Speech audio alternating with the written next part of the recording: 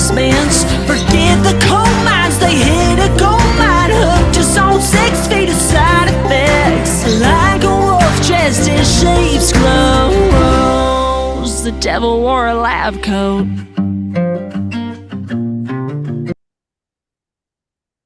Hey everybody, welcome back to Everyone's Addicted. Today we have a very special guest. Her name is Eirinn. She is actually my cousin, so I'm so glad that she is here with us today. And welcome, Eirinn, and tell us a little bit about yourself. Thank you very much for having me. I'm very excited to be here. Well, I am 21 and I have I seven believe you're rabbits in my room. Yeah, I know. I have seven rabbits in my room, but I'm very, very passionate about poetry. I love, love, love to write and I love to help out people. I'm a peer support worker, so that's just one of my really big passions. I'm a sucker for documentaries. I love documentaries and fun facts and quizzes. I don't know. I'm a very like low key, close to the ground type of person. I like doing arts and crafts, and that's just kind of who I am. I know you're a very easygoing person, that's for sure. Yeah. So, you said you're a peer support worker. I know you just graduated recently. Yeah. Congratulations. Thank you. So, what brought you to wanting to help other people? I struggled a lot with mental health growing up. I've had so many different problems through mental disorders. I've had addictions to different substances, um, sexual assault, domestic abuse, just stuff like that. And so it was always really important to me to be able to help people. And I have a peer support worker of my own, and I adore her so much. So I was really hoping I could be that for someone. You're so lucky because I have never had a counselor that has really been helpful. Um, Really? yeah, I find that every time I've gone to a counselor, they don't even listen to me. Like even I had one through my college, and she literally would just like type things on her computer, do emails, like wouldn't listen to me at Aw. all. And then I had one through my doctor's office who kind of did the same thing. So I was always kind of like negative towards like that kind of stuff, Yeah. right? And so that's why I was like interested in talking to you because I know that you've had like I find that they're very textbook because they don't have Yeah. any real life experience, but the people Mhm. that have real life experience are more able to understand you and help you. Now, with that being said, how long did you struggle with like addiction and what was it that got you to get sober? It's actually been on and off for a very long time. In the first place, it started when I was 14. I was first getting diagnosed with mental health problems. At that time, they thought I had ADHD, so they had prescribed me antidepressants as well as a stimulant. I ended up having bipolar disorder, so unfortunately, when you give someone bipolar disorder a stimulant and an antidepressant, it actually puts them into a manic episode. So I was going through a lot at that time. I had lost a whole bunch of weight. I was like crazy doing all these different things. My grades were absolutely amazing in school, but it also brought a lot of dangerous behavior because then I started experimenting with other things and using my medication more because it was making me feel good. And because of that, it kind of spiraled. I would do weed all the time. I have chronic pain problems. So something that happened is when I was getting like given pain meds, I would abuse them even if I wasn't in pain. I would be taking them just because it helped make me feel better. I wonder if like it's funny because I also abused my mental health medication. Yeah, And I also abused painkillers, and yeah. it's very interesting because they do say that addiction is hereditary, and we're related, right? That And is true. Yeah. interesting. That's why I wanted to ask you that because I was thinking about that from the hereditary aspect of it, right? Is it's funny because like it's not like we spent a lot of time together, Yeah. but we both had very similar addiction issues and mental health issues. And it's like I wonder if it is something that is hereditary. And with our grandmother, well, our great grandmother, well, for you it would be your great grandmother. For me, it'd be my grandmother. So like my dad and your grandma's mother had mental health issues as well. From what I've been told from my Yeah, parents, right? So I wonder, like, it really makes a lot of sense that it is something that is hereditary, and yeah, it's not really talked about from that aspect a lot, but I think that it is, even though like we've lived separate lives, we've had similar issues with things like that. And then so with the opiates, did you end up having to take Suboxone or methadone, or were you able just to get off of them? Luckily, I was able to get off of them. My problem is they were always like prescribed to me, and I'd use them up really, really fast, and then I'd claim I ran out of prescription. But after a while, they weren't giving them to me as much. They're like, all right, just take a Tylenol or whatever. And so that was really hard. I did have withdrawal symptoms from that because I was using Percocets and whatnot for pain, and that's really hard to get off of sometimes. Yeah, I had to take Suboxone to get off of them because I was taking Percocets too, right? yeah, And so that's why I was wondering, because I wish that I was able to get off them without the Suboxone, because I've been on it for 5 years and I've heard that getting off of Suboxone is extremely hard. So it's a bit of fear of mine to take that step and let go of the Suboxone.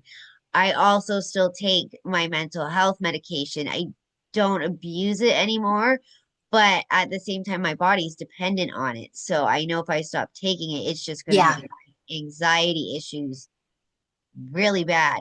And I mean, my anxiety for is sure. already really bad. So it's like, it's scary to let go of the medication, even though I know I shouldn't be on it. It's definitely being something that's Yeah, plagued me throughout my adult life, right?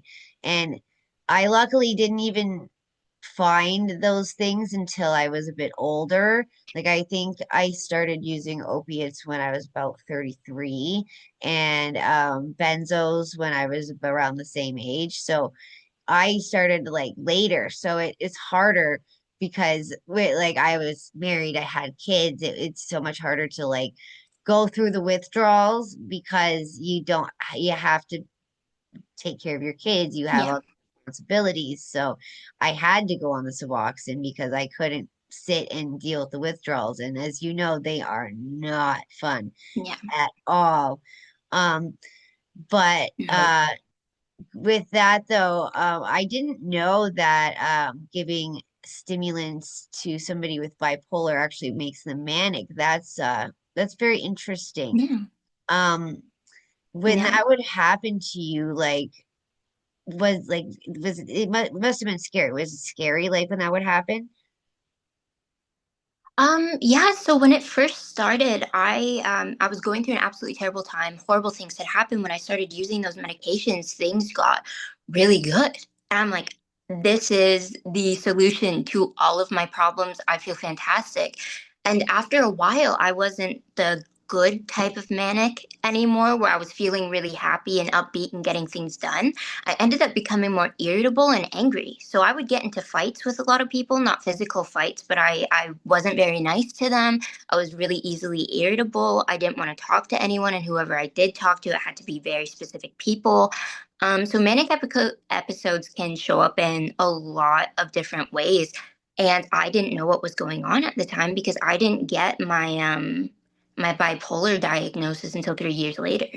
So I was being given these antidepressants and different stimulants for years, and they just weren't working for me. And so those were really hard years for me, and it was scary once I started realizing what was going on. And it did make me upset because during those times, I even went to my psychiatrist and I'm like, hey, I don't know if these medications working anymore. I'm feeling really irritable. Like for a while, I was super happy and now I'm not doing well. And he said, oh, it's fine. The medications are fine. So he just upped my dose every single time.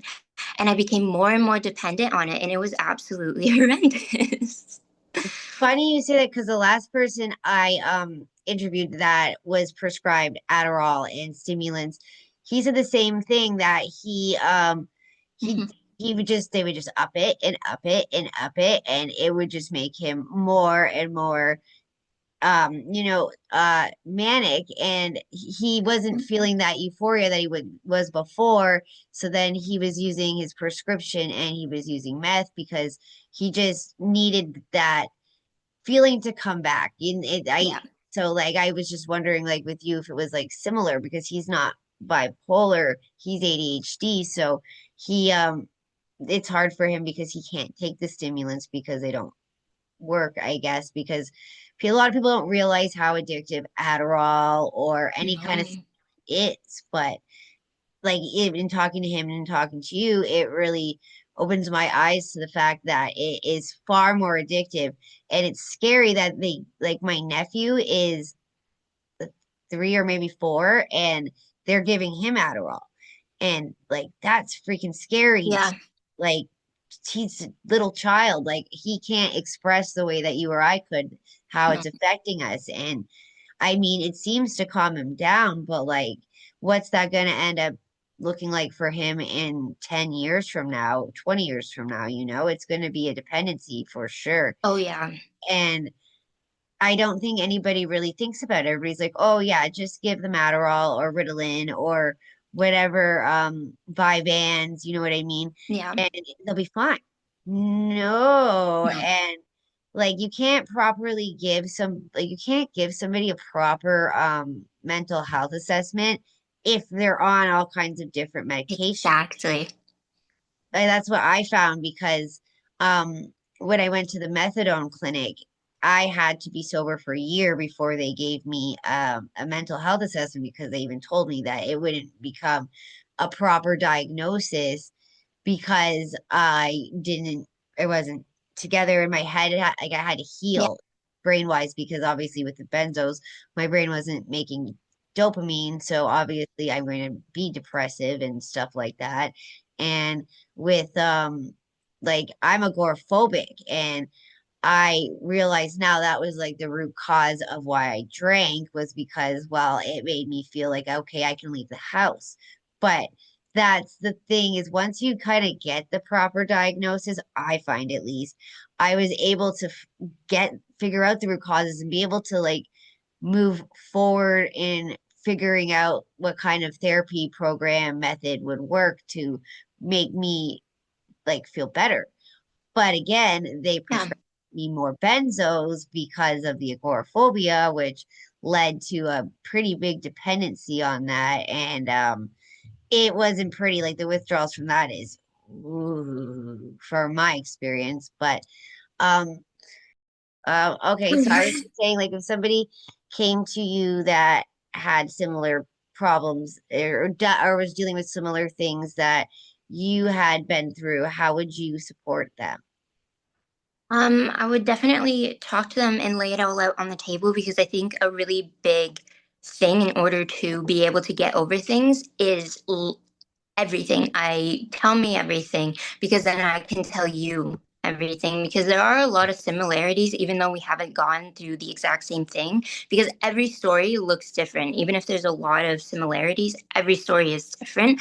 So a really big thing is just being super open and honest, and that's definitely how I'm going to approach it with my clients. I'm going to say, "Hey, open and honest right here, and you don't have to worry about judgment because I've been through terrible things as well. I've made mistakes. I've been through a lot. Bad things have happened to me caused by other people. So at the end of the day, like I can't judge you for anything. I want you to tell me these things." And that's like what I think we need more of Yeah. from our like caregivers, I guess. I don't know if the word's caregivers, but like people that we get support from. And that's where I find that that's where I struggled with counselors because they didn't understand what I was talking about. They never been through anything that I had. So my walls would go right up. Yeah. Now, somebody like you that has experienced their own struggles in life are much better and much more capable of helping people because they understand. Do you know Yeah. what I mean? And that's why I think it almost I feel like I don't think it should be a requirement that you have gone through struggles, but I really think that people who are seeking out mental health support should really look into who they're talking to, because Definitely. I would have benefited so much more from talking to somebody like you than talking to the people that I had talked Yeah. to because they didn't understand. And when I talk to a lot of people, they always say, you can't help somebody unless you understand like what they're going through. And it doesn't have to be the same exact thing, Yeah. but like you said, because you have experienced so many different things, there's no judgment there. There's also transparency, you know what I mean? And that is, I almost think like life saving because if somebody's feeling like a lot, like I had a lot of suicidal ideation, you know what I mean? And Yeah. I had a lot of fear of telling a counselor that because I didn't want to go get put in the hospital for 72 hours. But if you came to somebody that understood mental health and had experienced mental health issues, they're not going to treat you that way. You're going to be Hmm. like, that's what I mean. That's why I asked you how you would go about it because I just wanted people to see the difference in the care that they're going to get Yeah. opposed to the care that you're going to get from somebody that doesn't understand from Yeah. that standpoint. You know what I mean? Yeah. I Luckily, oh no, sorry, Oh go no, ahead. I just think that that's just a better way to get help, you know? 100%. I find that the care I've gotten from my peer support worker has been 10 times more beneficial than to all the therapists I've ever been to, whether it's school therapists, just provided by counselors through different government agencies that I've worked with before. My peer support worker, she just has a different perspective on things because therapists, they walk a line. There's a little bit of a hierarchy in that because I went to school, I know all these things, they might have gone through things, but they can't talk about that, right? And you don't know what they're thinking about you behind that because they just learned the science behind it. But with a peer support worker, I have some professional training as well as I have that lived experience. And so I am lucky enough to have that more personal connection with people than a therapist would be able to. That's why I just learned a little bit like I peer support workers are more newer on the scene, I guess you could say. Like at least from my perspective, I was never offered one or heard about it until like the Hmm. last 10 years or so, I guess you could say. And you're so right because you're able to you don't have to have that line drawn in the sand where you can't say certain things and you have to go by the book and you have to follow the rules or else you could lose your Yeah. license, all that kind of stuff. You're able to actually come from a place of empathy and experience as well Yeah. as knowledge, right? So it is Yeah. so much more beneficial, I think. And like you said, it's just the fact that you're able to talk about your experiences. So people, that makes their walls come down. It makes them so much more likely to tell you that they're feeling a certain way, opposed to a therapist where I would never ever say that was having suicidal thoughts because I'd be afraid of how they would what they would do to me. You know what I mean? Like because I know that a lot of people if you say that you feel suicidal, that right away they send you to the mental hospital for 72 hours, right? But if you Hmm.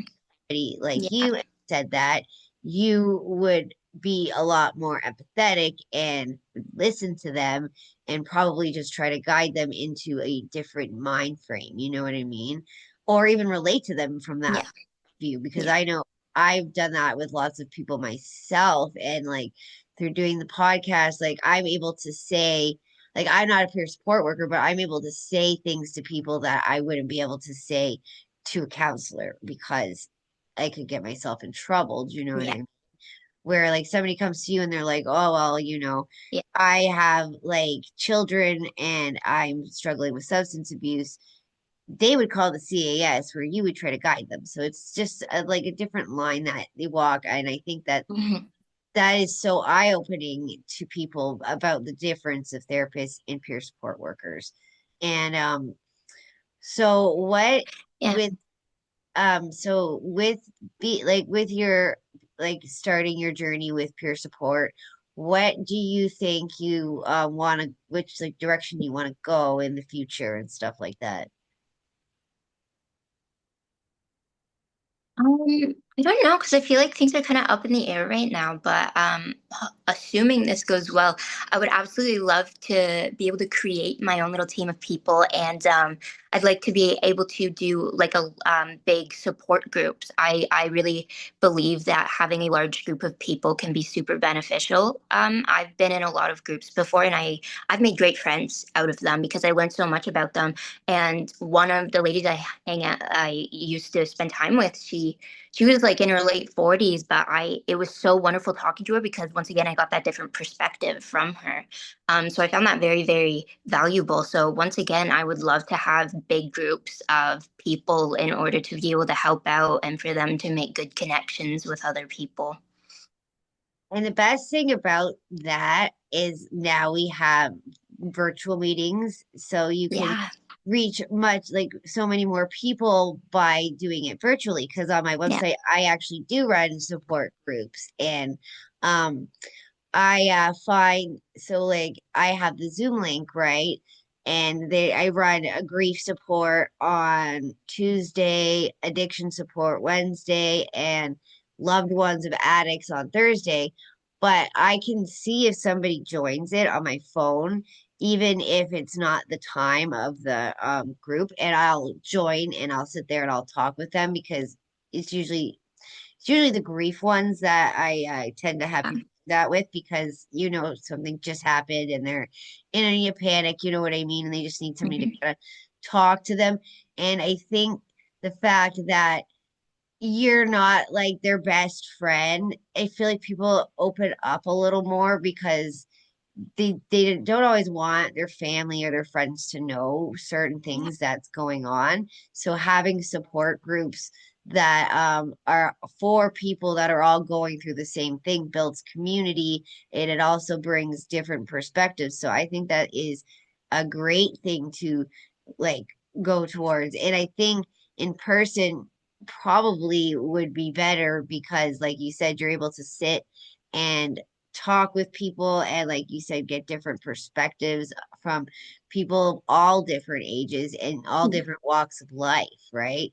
And I used to go to AA, and I would find that A didn't work for me, but at the same time a lot of the people I met taught me a whole lot that I didn't know, and it was like you very beneficial. It just A didn't work for me because I was 24 and I wasn't ready to say that I can't drink forever. yeah, So I it didn't work because I wasn't ready to give in to the fact that I can't drink, right? So I still yeah, at that age where everybody was drinking and I was single and I didn't want to like go on dates with boys and be like, well, I can't have a drink, and have yeah, to explain all of that kind of stuff. So I fought back for, I don't know, up until my dad got sick. That's when I kind of stopped because I didn't want to, with the last little bit of his life, I wanted to remember and I wanted to make memories with him, even though they were good memories. It was a lot of hospital memories, but I didn't want to be like blacked out drunk and not yeah, remember the last little bit of time I knew I had with him, right? So that's what got me to stop drinking. Um, I started doing opiates after because of all of the drama that happened after he passed away. Um, I ended up having to sell the house and moving, and somebody gave me a Percocet for pain, and then that was just that. I felt that yeah, euphoria, that grief went right out the window, and I found I was more functional. I probably wasn't more yeah, functional, but thought hmm, I was. You know what I mean? yeah, That feeling's the worst is when you think you're being functional, but you're not actually functional. And when people start noticing it, like I don't know if it happened to you, but I ended up yeah. like losing you. Yeah, you said you lost a lot of weight too. Like I ended up losing a lot of weight, and that's when people started asking me questions, and I'm like, I'm okay. Yeah. I feel like that's something a lot of people forget that addiction you can't stop until you're ready. Mhm. Like, someone can't sit there and tell you, okay, you need to stop, because that's not going to work until you can admit to yourself, okay, I'm ready. I need to do this to be better for myself and get better. Um, yeah, and being on substances, sometimes you genuinely feel like you are doing amazing because you feel better. Like, in your brain, you feel better. So then you think that that's translating to all the different places in your life, even if it's not. Oh yeah, and it's not like since you were prescribed it, it's different. I wasn't prescribed it, so I had to buy it. And buying it on is not cheap at all. Like, No. they are not a cheap drug to do. So I ended up spending way too much money on that. And it's a big regret now, but we can't like if you can't live in your regrets because Hmm. that also keeps you sick. Um, but even with like mental health stuff, like I mean, being so young and being given like a bipolar diagnosis, how did that make you feel when they said that to you? It was a weird feeling, I think, because there was both negative and positive things to come from it. It was negative because there is a humongous stigma behind bipolar disorder, and a lot of people they don't actually know what it means. They automatically just think it's mood swings up and down constantly, when really it's actually episodes. You go through a few weeks of mania at a time, and then a few weeks of depression, and then you do have that middle ground sometimes. Um, so it was scary for me, because in a way I'm like, okay, great. And the other, sorry, there's the stigma behind it, but in another way it was fantastic, because I'm like, okay, I already, like, I know what's going on now. I can take the correct medications, and I don't have to be prescribed antidepressants and stimulants anymore, which was dangerous for me 100%. So it was almost a relief to actually get that diagnosis, for sure. I felt the same way when I got. Oh, I'm sorry, I keep doing that, but I felt the same way when I got my medical diagnoses where I have complex post-traumatic stress disorder. I have agoraphobia. I have something called aphasia, which means I pick at my skin when I feel like it's tied into anxiety. So I have generalized anxiety and it's tied in with that. So when I'm anxious, I'll pick at my skin. And people, when they see that, they think that I'm on drugs when I'm not. It's just an issue that I have, right? But yeah, so I have or complex post-traumatic stress disorder, aphasia, generalized anxiety, and agoraphobia. And agoraphobia was a big relief for me because I never understood why everywhere I would go, I would have to find a safe space. So, say, like when I was in college, I would have to find a place that was like nobody else would be around so that I could go and be in this safe space in my mind, right? Or in high school, I would go and hide in the back of the library. And it's like this goes back for a while for me, actually. And it really put into perspective why I was so afraid of leaving the house and why I was using substances to cope with that. And then I was able to get on the same thing with the right medications where now I do still struggle with it to some degree, but it's not as bad, right? Like it would be so bad that when I'd have to go pick the kids up at the bus stop, I would literally spend my whole day scared that I had to leave the house to go get them. And I couldn't understand why. And then finally, with that diagnosis, I was able to feel that relief. And so that's why I was wondering how you felt about it when it came down to yours, because I do agree that it's relieving in a way because you're finally understanding yourself and you're like, oh, this is why this is why this is going on in my head. You know what I mean? And Yeah.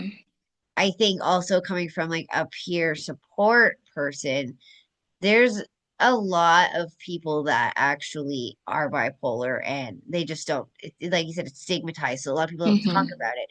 So coming from a peer support worker, at least you're able to come and talk to them and there's no judgment and there's a lot of experience from your own life or even somebody coming to talk to you about stimulants or that Yeah. kind of stuff because that's something that people do not talk about because it's so prescribed, like easily prescribed. Yeah. It's become a very mainstream thing, especially with a lot of people. They have ADHD and different mental health problems, but I find recently it's been a big push to automatically put them on medications, even if without trying other things first. For example, going to therapy, obviously that doesn't work for some people, or doing some coping strategies, learning some coping strategies and whatnot. So it can be really hard when a lot of people are getting their hands on these stimulants and whatnot, because they could give them to friends, other people could give them some stimulants, they could stockpile them, like anything. A lot of things could go wrong with that. So I think it's important that they are done in a controlled and safe manner. That's exactly my feelings, especially like I've talked to the guy who created Cali Sober, and his everybody thinks it's just about smoking weed, but his thing is about plant medicines, right? Mm, But the way he'll say it is yeah. if taking microdosing psilocybin, to take it in the proper setting and not just taking it yourself or doing it yourself. It's all about taking it in the proper setting so that you're not getting negative effects, not abusing it, and that kind of thing. He like basically he says like he runs he's it's a 12-step program, but he says if you need medication, you're not going to be shunned for it like you would be in a regular 12-step program. He just says if you're abusing it, then there's a problem. But a lot of people do need medications, and a lot of programs say don't use any medication Yeah. whatsoever, or they do the opposite and they put you on like 50 different medications and then you don't know where to start. Because I mean, my in I also think they get like paid to push certain medications, because my addictions doctor, well, my first one, he always pushed Lyrica on me, always, Mm, right? And like I'm on it now, but he would always up the dose, and at first I had a lot of negative side effects from it, but once my body got used to it, it was okay. But I mean, I gained like 50 pounds in like 3 months. My husband said my mood was all over the place, and my doctor just kept pushing it and pushing it and pushing it, and like um he also kept pushing sertraline, and like I finally said to my new addictions doctor, I don't take it. I don't use it. I just literally have piles of them because I mhm, don't take it and I don't know what to do with it, because I don't know. Sometimes I just throw it in the garbage, honestly, but mhm. um I don't use it. So I finally said to my doctor like a couple weeks ago, because I have a different doctor now, that I don't use it. I don't need it. And it's kind of hard when you have to tell them that, because they want, I don't know, they don't, I feel like they don't understand, and I feel like they get paid to push certain medications a lot of the time.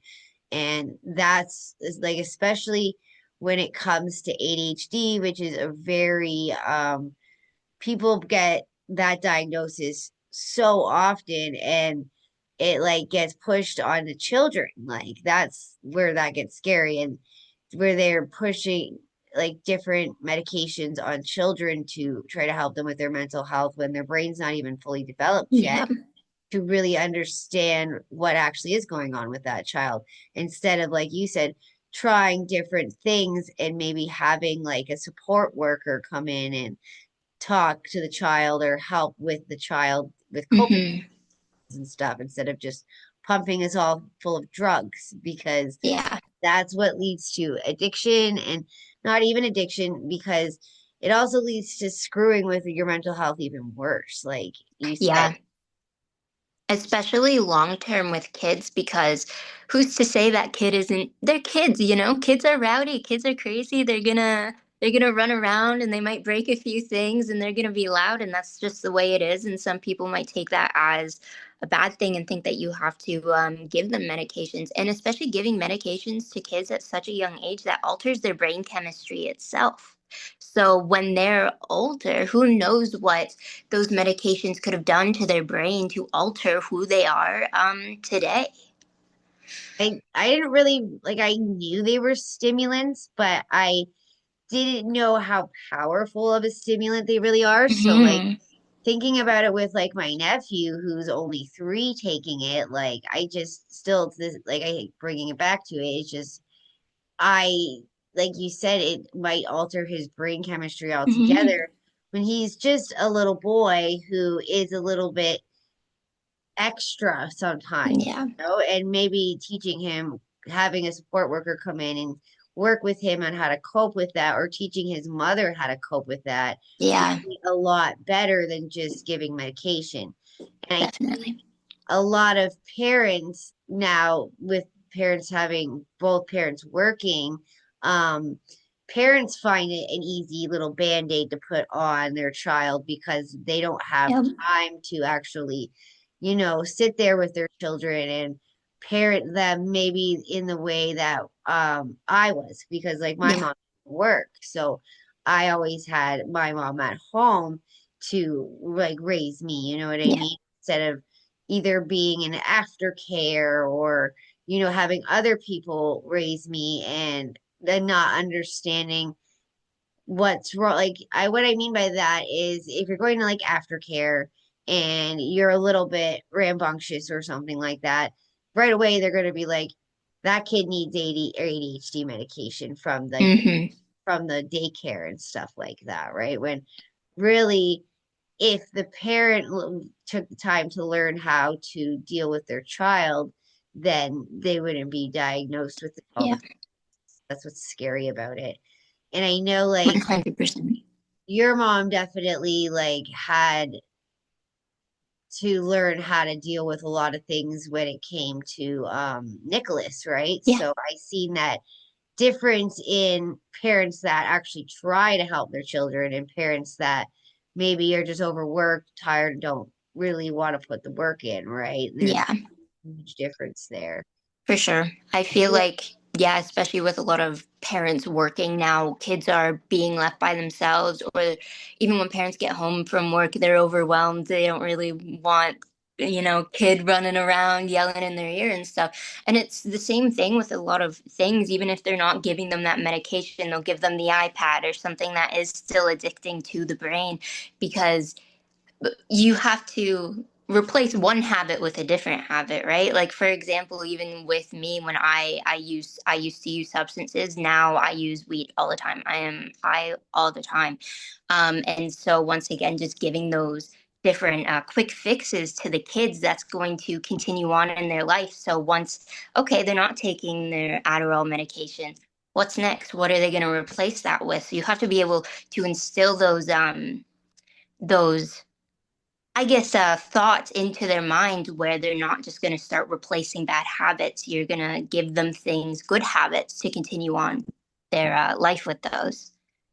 Oh, I 100% agree. It's like nowadays kids, like, instead of going outside, they're on their iPads Hmm. or a phone. And like my son loves to make crafts, and like yes, it makes a huge freaking mess. I clean up later, but I would prefer him to do that Yeah. than be on his like tablet all the time, Hmm. right? And I mean, it has been a struggle with him when we had to live with our in-laws in the summer because he was going through a hard time. Obviously, we had lost the house and we were in a new place.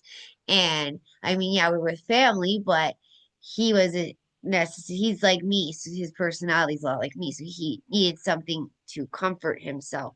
And everybody's always yelling at him, like, you have to get off that, you have to get off that, you have to get off that. But the thing was, if you just didn't bug him about it and just gave him something else that was positive to do, he Yeah. would he wouldn't use it anymore. He would be like, okay, he loves to make things out of paper. So there's always just paper villages all over the house, and like a lot of people would just be like, oh, that's stress, that's a mess. Oh, I'll just play on the tablet instead. But like I'd rather him use his creativity, his mind Yeah. instead of the tablet. And when he was getting like shamed by his grandparents for using the tablet, I felt really bad for him because I'm like, well, he's adjusting. So yes, he is using the tablet more, but we are also like he isn't Yeah. always on it. But I mean, it was his coping, and then I had to learn how to switch that over. And his grandparents just kept yelling at him, which I'm like, that's not going to work. Do you know what I mean? No. You have to replace it with a positive Yeah. coping. And it was really hard for him too because my sister-in-law also moved in with us with her two kids. And so it was just like a lot, right? Yeah. And he didn't know how to cope. And so eventually I was like, okay, I'm sick of listening to my in-laws yell at him and I need to find a better way. So I decided to give him crafts. And so he just crafts and I'm like, that's perfect. And he goes, Yeah. we make crafts. And the best thing that's ever really happened to our family is my mom moved in with my friend. He has granny suite and they live out in the country. And he's got two daughters. And the kids just play outside all day long. Awesome. Summer, they're outside. So it's been a really, really good thing for us. It's kind of like where you guys used to live, like that Oh kind of yeah. atmosphere where you have like all that space to go and play instead of being like stuck in the house and we get apartments where children can't get outside, you know what I mean? So Yeah. the tablet is just such an easy fix. I feel like that's the newest addiction that there is for even adults. Like Yeah. it affects your brain so much and we don't realize it. I try really hard to not use my phone unless it's for work purposes because I know that it can be so addictive. I used to be like so obsessed with Facebook. Now I don't even care. But I had to work on that. And I think that a lot of people don't understand that we're slowly becoming a society that's addicted to screens. Yeah. And that's scary too. And like so um if you had a client, I'm just posing this question. If you had a client that came in and was talking to you about that they felt like they were addicted to using their phone or their tablet, what would you suggest as a like better coping mechanism or what to do to kind of curve that? Well, an addiction is an addiction, and you can combat addictions in a lot of the same ways. So I think one of the biggest things that my addiction counselor had taught me was just to use an example when I was trying not to use weed as much, leave it in a different room. So if you want to go get it, you actually have to work for it. Kind of like putting a cookie jar on the top shelf. If you want it, it's not an easy access. You need to go get it. And that right there actually helped me a lot when it came back to cutting down my usage on different things that I was addicted to. So I do think a really big thing, lock it up, leave it in a different room, put it in the basement. If you want your phone, you got to go walk down a set of stairs or put it in a specific area. It can only stay in one area of the house. So that means you leave it wherever it is in your bedroom. You can't use it when you're outside of the house. You can't use it when you're in the living room, like nothing. You find designated times and areas in order to do that. As well as there's also apps you can download. My boyfriend has one of these apps actually where it's timers. You can only have a specific amount of time on each app every single day, which he found helped him out a lot as well. That is so smart, and I never really thought of it that way, but it's so true. If you have to work for it, you don't do it as much. Mhm. Because like for me, I did this like 10-day cell phone challenge that one of my guests talked to me about, and it she didn't really explain it, but she did say to leave it in a different room, but she didn't explain why. So the understanding Yeah. for the reason why to do it is like that's very beneficial to me now to understand why she said to do that, right? Because it's true. If you go to Yeah. work for it, you're not going to want to use it as much at all. And I'm the same way with Mhm. like the usage of marijuana. Like I can't just sit in my house before like I used to before and smoke it whenever I want because I can't smoke it in the house, the kids and stuff like that. So I would have to work for it, which made me not really care about using it. And it really, really helped me cut it out, right? But like Yeah. when I lived with my dad and I had my own like apartment kind of in the house, Yeah. I was able to go upstairs and sit in my room and my dad didn't care and I could smoke it all day long and Yeah. it was just so like easy. But then once I wasn't able to do that anymore, it was really easy to cut it out. And I always thought that I would never be able to give it up. My best friend would even say that I always had this fear of traveling because I wouldn't be able to smoke weed because I was so dependent on it. Yep. And then I don't know, I like you said, as I was unable to have as easy access to it, it just became so much easier to not want it. And I think that relates to everything, really. Like, even with my prescriptions, if I have them somewhere that I have to go and get it, I'm not as likely to sit there and take as much of it as if it maybe if it's in like the kitchen cabinet. You know what I mean? If it's far away Yeah. and locked up in my room or something, I'm far less likely to sit there and abuse it because I remember when I lived at my last house, it was so I could it could just get it out of the kitchen. So it was like, oh well, that's no big deal, no big deal. I'll just take another one, no big deal, you know.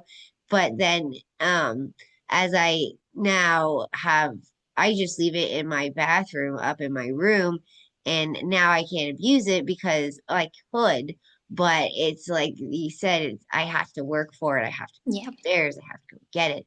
It's like, oh, I don't really want to do that. So it's like Yeah. laziness keeps me from abusing my medication, which is great. But I think As that's great advice. Yeah. Well, especially because I feel like people have to remember that every addiction serves a purpose, whether you realize it or not. And a lot of them are for quick fixes. So if you can't grab it right away, it's the same thing, you know? Like a lot of people, when they're trying to lose weight, they have to remove snacks from their room. So if they want to go eat, they have to um, do that, or they get rid of like the bags of chips and all that. So if they want to eat something, they have to actually cook it and work for it. I know some people that have actually quit smoking cigarettes in the winter just because they don't want to have to go stand outside in the freezing cold. Um, so it's just having those little things behind it, like why are these things going on and how I can prevent them. They're very big things because a craving, oh my goodness, I'm forgetting the exact number, but only lasts a certain few minutes. So when you get that craving, either set a timer or completely lose it from your mind. If you don't have that craving after that many minutes, then that's it. Another big thing I do is drink water. Every time I feel the need to go smoke, I just drink water because it I gotta helps like start get doing something that. in my system. I gotta start doing that because I can smoke in my garage.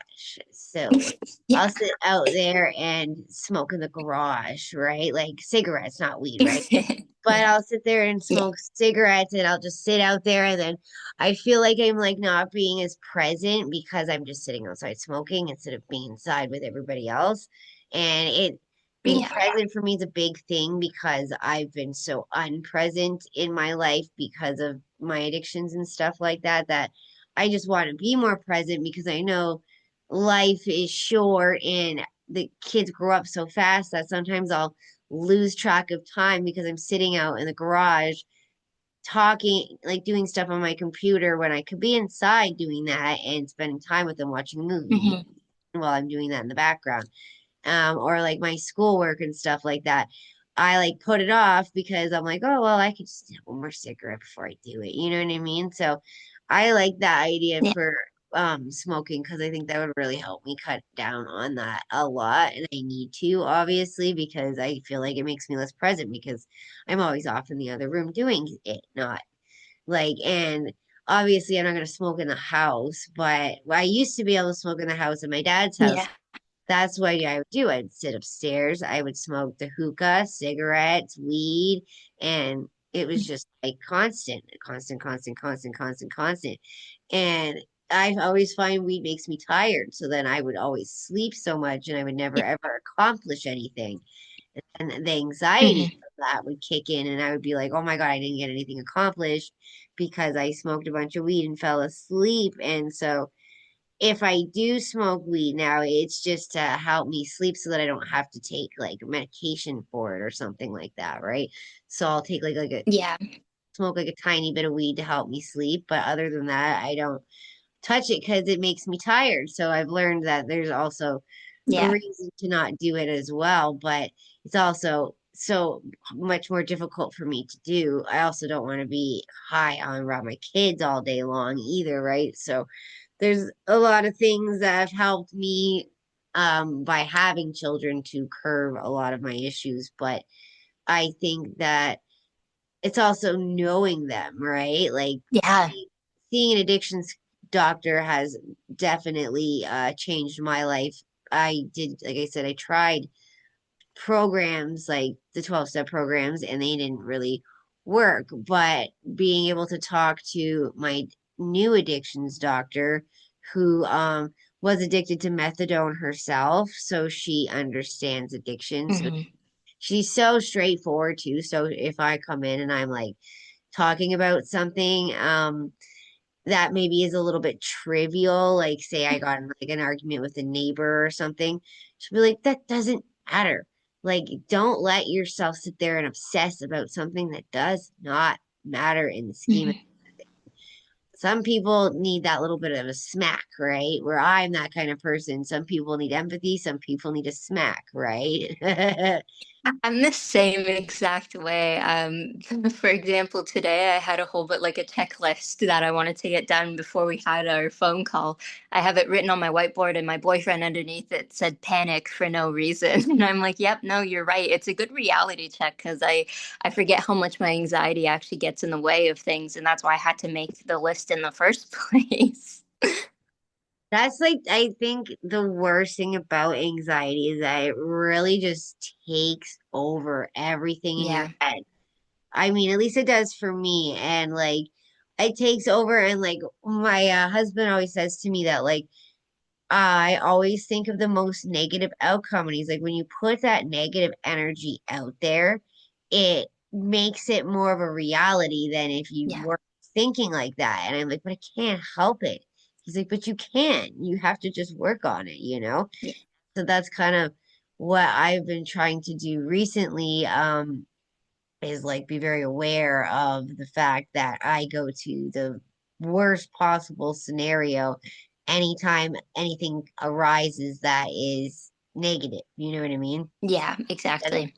Because then I don't get anything accomplished because I'm just sitting there like in my room, like sleeping. I'm not sleeping. I'm sitting there going, but like I have to learn how to not do that because it drives everybody nuts and it drives me nuts and it never gets anything Yeah. accomplished. It's like um we're waiting to get our stuff from our U-Haul from our old house, and I just sit there and constantly like go over in my mind like, oh, what if something happens, what if something happens, what if something happens, what if something happens? Well, you know the date you're getting it at, why Yeah. are you worrying? And so he's like, you're putting this negative energy out there for no reason, and that could cause, I don't know, I think in his mind it's like, put that energy out there, it's going to happen, so don't do that, right? But I think Yeah. that's also his anxiety playing off of my anxiety because he also has it. Yeah, that's true. Then I think that it's like hard because we both struggle with mental health, right? So we both have to like really try to be supportive to each other, but it's difficult at the same time, right? But For sure. so with your peer support work, do you work on your own or do you work for a company yet? Luckily, I've been able to do it by myself, or I'm going to be starting it for myself. Just because of having these mental health disorders, I need to know who I'm seeing with. I need to book my own schedules. I need to be able to be in full control in order for my anxiety and my mental health to be okay, because then I can book when I need a break. When I need a break, I can book that off. And so I think that's one of the most important things for me is to do it individually because one, I genuinely do feel like I'm making a better connection when it is just me and I'm not working for an agency because I go to an agency for my therapy, and I love my peer support worker so much, but it was definitely intimidating in the beginning because it was like, I'm being told I should go see you. I'm not necessarily doing this like super voluntarily. This is a support system that's being put in front of me. I'm just kind of going in like head first. I don't know what to expect. And so when someone actually reaches out to me because they've heard of my work or they want help, that feels a lot better because then they think I'm someone who they could truly And I benefit from. really working for yourself. How I do things like I'll book interviews with people and then sometimes I'll realize it's not a right fit and I will end up canceling that Mhm. interview because my anxiety gets the best of me because I'm like I don't know, like I'm like I just get the feeling that this I'm not going to connect with this person. This is going to be not a right fit. You know what I mean? A lot of the Yeah. times people come on here and promote a book and that's all they want to talk about. And I'm like, that's not really what I'm trying to do here. What I'm trying to do here is show Yeah. people support, in different types of ways. Yeah. I think that learning a little bit more about what peer support workers do and how that all works is a lot more beneficial than somebody coming on here and talking about a book they wrote that is about their Yeah. I mean. And I do think working one on one, especially with having issues with anxiety, is better. But I also think it's better too because you're right, it's so intimidating walking into like an office and looking around and you're like, I don't know how I feel about this and stuff. When it's one on one, it's more um you feel more comfortable. You feel like you're actually Yeah. getting the person's full attention. The person's fully invested in you, instead of this big agency or clinic that they're seeing like hundreds of people a day, opposed to somebody who is maybe seeing one or two people a day, or maybe only like three people a week, but they're way more invested in in their Yeah. clients like mental health because they have the time to do that. You know what I mean? Exactly. Yeah. And it also helps people pick their times too. It's for the other person as well when it comes to picking their times because I'm very flexible. If you are working the entire day and you can't meet me until 8 p.m., then so be it. We'll hop on a Zoom call at 8 p.m. and we'll have a chit chat. Like, I'm very easygoing with stuff like that. I just think it's going to be really good for me to be able to put all of my input into a few people because then I'm not constantly booked. Like, even with my peer support worker, it's like, okay, let me see when I'm free. We can meet in 3 weeks. 3 weeks? Mhm. I'm going to see you next week. So that's what I think is super beneficial for. I No, I 100% agree. Like being able to only take on a few clients, you can invest far more time into Mhm. them and get to know them better and be able to guide them better because like you said, like 3 weeks is a long time if you're Mhm. struggling opposed to, oh, maybe I can see you in like 4 days. You know what Yeah. I mean? It is definitely way more beneficial. And I never really thought about it like that, but it's so true. Like, I see my doctor every 4 weeks. Now, that's a long period of time where a lot of stuff happens in that period of time where I would benefit from talking to her, when I feel like I need to talk to her. Yeah. So when I have the appointment, and that is something that is hard on people, because by the time you have that appointment, you've kind of moved on to something else and never really resolved that issue that you were having, and then it just Yeah. becomes part of your trauma, you know what I mean? So I really like that that's the way that you're planning on doing this because I really do think that investing time in few clients, you're not overworked, you're not overstressed, and you're so much more able to just focus on them and their needs. Yeah. I It think that's helps me take care of myself and them as well. Well, exactly, right. And then it's like it's almost like they understand that you've been through things yourself and they can relate to you and they can understand if you have to cancel because you can better Exactly. get to know them. You know what I mean? Yeah. I just think that because the clinic I go to, they like see like hundreds of people a day, right? So eventually it's Yeah. just okay, next, right? Where it's like Yeah. not as invested in what that person really needs because they don't have the time, where you have the Yeah. time because you can choose to only take so many people on. I think that that's something that we need more of is instead of big corporations, whatever clinics you want to call them, having more people that are just working themselves and only taking on a short amount of clients because then you get to know them. And Yeah. that is the biggest part about it, really, isn't it? Like, I think, I don't know.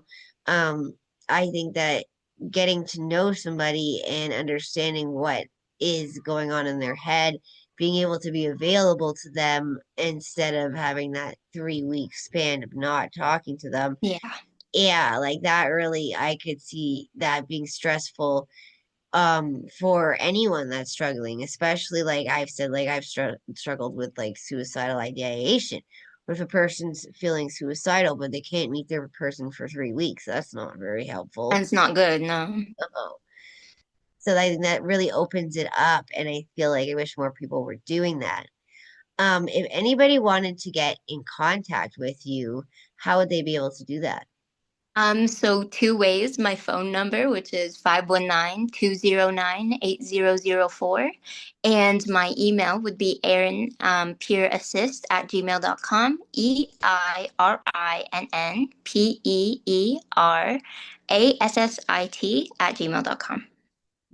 Well, thank you so much for sharing that, just because I wanted to make sure people locally could get a hold of you. Like I said, before we got on here, I don't always have a lot of local people that do come Yeah. on. And I know that there's a lot of people, especially in Brantford, that are struggling hard and could benefit so much from what you're doing. And what you're doing is something that I am so like proud of to see somebody do. Like I think it's like you're giving your life to helping others. Like that is Yeah.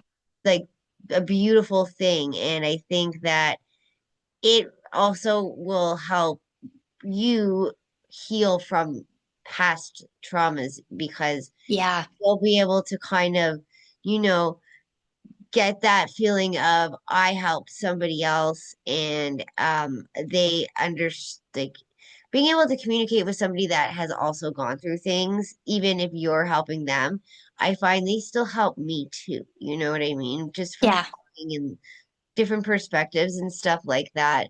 And I also just think that being so selfless and being able to open yourself up to be this honest with other people in order to help them is also a huge thing because a lot of people Yeah. are afraid to open up about what has gone on in their lives and they don't want people to know. So they don't really ever selflessly kind of help other people. You know what I mean? So I think Yeah. that, Well, for me, oh, sorry. oh no, I just think it's incredible. That's all. Yeah, for me, I feel like in a way, this will truly help me also get over some of the things I went through because it's almost going to be like, okay, well, those things that I went through absolutely sucked and I never want to do that again, but I actually gained something from it. I can help people with it. So at least there was something really positive that was able to come out of that. I can help other people who are going through the same thing.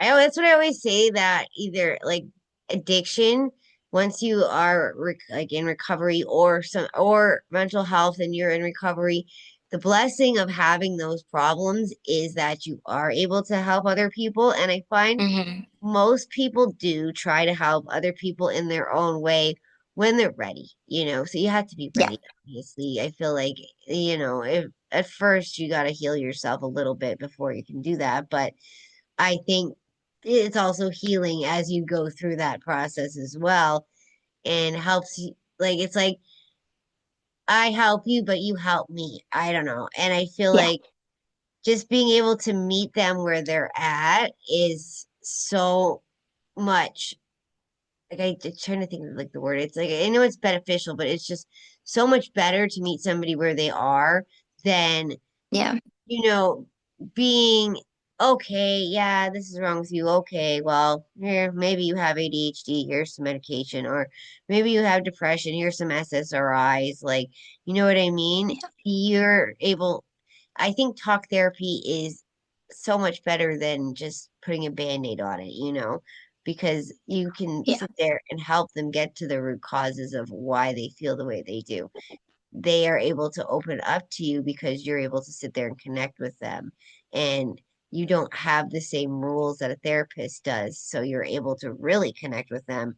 Yeah. And I think, especially just from your personality and the way that you go about talking to people from how I've talked to you right now, is something that would make people feel far more comfortable with how they're feeling and opening up about how they're feeling than a lot of people that are cold and stale and you just kind of don't want to talk to them. Yeah.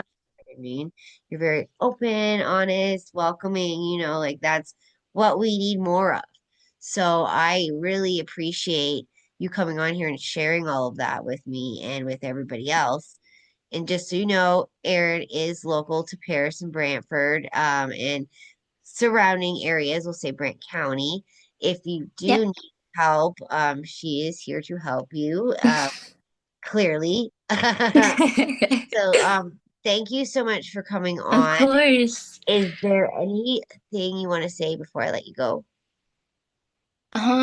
Well, I guess just thank you so much for having me on here. I really hope that I'm able to help people out and that they're able to reach out to me because this is something I'm super passionate about, and I do believe I'll be able to really help people out and give a different type of care that people aren't used to. I think so too. And I think that there's a really bright future ahead of you with this. And I think that you're going to be able to reach so many people just because of the way that you approach things. So thank you so much for coming on. I appreciate it so much because, like I said, I feel like so many people don't want to talk about it, right? But you're the opposite. And that's Yeah. exactly why you'll be able to help people. So thank you so much. And, I might have you back on in a little while and see how things are going with business and stuff. Yeah, And yeah, do a I little would love update. that. So I won't say goodbye. I'll say I'll talk to you in a little bit. See you soon. Thank you See very you much for soon. having me on. Thank you. I appreciate it. Bye.